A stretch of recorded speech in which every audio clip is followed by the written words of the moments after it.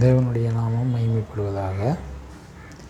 நேற்று யோவான் 11:25-26 பார்த்தோம். அந்த வசனம் என்னென்னா, இயேசு அவளை நோக்கி, நானே உயிர்த்தெழுதலும் ஜீவனுமாக இருக்கிறேன். என்னை விசுவாசிக்கிறவன் மரித்தாலும் பிழைப்பான். 26 உயிரோடு இருந்து என்னை விசுவாசிக்கிறவனும் என்றென்றைக்கும் மறியாமலும் இருப்பான். இதை விசுவாசிக்கிறாயா? இதில் ஒரு மாபெரும் ரகசியம் இருக்குது அப்படின்னு சொல்லியிருந்தேன். இதில் என்ன ரகசியம் அப்படின்னு சொன்னால், விசுவாசம். அதாவது கிறிஸ்துவை விசுவாசிக்கிறவன் அவன் எப்படியாப்பட்டவனாக இருக்கிறேன் அப்படின்னா, அவன் பரிசுத்தவனாக இருக்கிறான். அவன் பாவத்திலேருந்து விடுதலை அடைஞ்சிருவேன். அவன் தேவனுடைய இரத்தத்திலும் மாம்சத்திலும், அதாவது கிறிஸ்துவனுடைய இரத்தத்திலும் மாம்சத்திலும் பங்கு பெற்றவனாக ஆக்கப்படுகிறான்.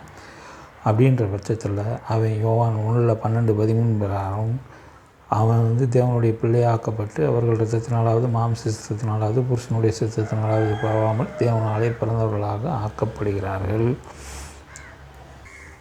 யோவான் 8:36 பிரகாரம், ஆகையால் குமாரன் உங்களை விடுதலையாக்கினால் மெய்யாகவே விடுதலை ஆவீர்கள். இப்படியாகப்பட்ட, அதாவது கிறிஸ்துவால் விடுதலையாக்கப்பட்டு அவன் எல்லா தகுதியும் அடைந்தவனாக இருக்கும்போது அவன் ஆத்மா அவன் சரீரத்திற்குள்ளேயே நிலைத்திருக்கும்.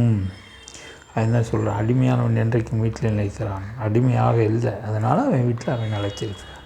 இதில் இன்னொரு வசனம் இருக்குது. என்னென்னா, அதாவது மத்தேயுல 10:28, ஆத்துமாவை கொல்ல வல்லவராயிராமல் சரீரத்தை மாத்திரம் கொல்லுகிறவர்களுக்கு நீங்கள் பயப்பட வேண்டாம். ஆத்துமாவையும் சரீரத்தையும் நரகத்திலே அழிக்க வல்லவருக்கே பயப்படுங்கள். இப்போ நான் சொல்கிறத உணர்ச்சிவசப்பட்டு இவன் நமக்கு எதிராக இருக்கானேன்னு சொல்லி சப்போஸ் நீங்கள் என்னை கொன்னுட்டிங்கன்னா எனக்கு பற்றி கவலையே கிடையாது. ஏன்னா நான் சாக போகிறது இல்லை. ஏன்னா அதாவது இந்த சரீரத்தை வேணால் அழிக்கலாம், சரீரத்தை அழிச்சிடலாம், ஆனால் என் ஆத்மாவை அவங்களால் அழிக்க முடியாது. அதுதான் சொல்கிறாங்க இந்த வசனத்தில். அதாவது ஆத்மா சரீரத்தை மாத்திரம் கொல்ல தகுதி உடையவங்களுக்கு நீ கொல்லணும், அவங்களுக்கு பார்த்து நீ பயப்படணும் அவசியம் கிடையாது. அது சரீரத்தையும் கொண்டு ஆத்மாவையும் கொள்ளலாம். விபச்சாரம் அந்த மாதிரி இருக்கு இல்லையா, அப்போ சரீரமும் போயிடுது, ஆத்மாவும் செத்து போகுது. அவங்களுக்கு மட்டும்தான் நம்ம பயப்படணும் அப்படின்னு சொல்லி அவர் சொல்கிறார். அதுதான் இந்த வசனத்தில் என்ன சொல்கிறாங்க அப்படின்னா, இயேசு அவளை நோக்கி, நானே உயிர்த்தெழுதணும், அதாவது உன்னை உயிர்த்தெழ வைக்கிறது நான் தான். ஜீவனம், நீ உன்னை உயிரோட உனக்கு உள்ளே இருக்கிற ஜீவன், அதாவது இந்த பூமியில் வாழக்கூடிய ஜீவனும் உன்னை உயிரோடு வைக்கிறதும் நான் தான்.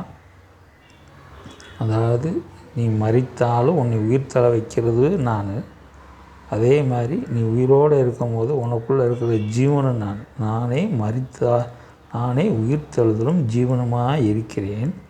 என்னை விசுவாசிக்கிறவன், அதாவது என்னை விசுவாசிக்கிறவன் சப்போஸ் கொலை பண்ணப்பட்டாலும் மரித்தாலும் பிழைப்பான். இதுதான் அந்த வசனத்தோட விளக்கம்.